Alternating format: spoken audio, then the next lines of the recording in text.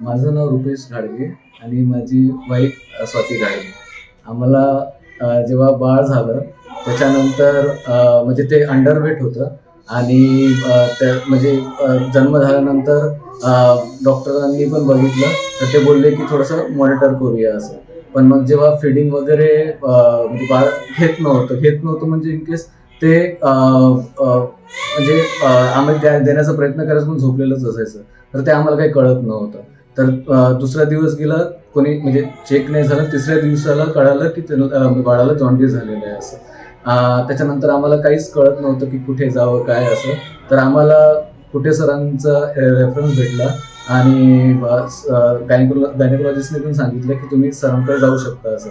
तर त्या म्हणजे त्या दिवशी मग आम्ही सरांकडे गेलो निम्स हॉस्पिटलला आणि तिथे सरांनी लगेच NICU मध्ये ऍडमिट केलं आणि त्या दिवसापासून त्यांनी कंटिन्यू बाळाकडे मॉनिटर केलं आणि छान पद्धतीने ट्रीटमेंट केली. जॉन्डिस पण रिकवर झालं आणि नंतर बाळ फिडिंग पण छान पद्धतीने घेत होतं आणि वेट गेन पण होत होतं. त्यांची जे ट्रीटमेंट होती ती खूप टॉप क्लास होती आणि आमचं बाळ छान प्रकारे रिकवर झालं.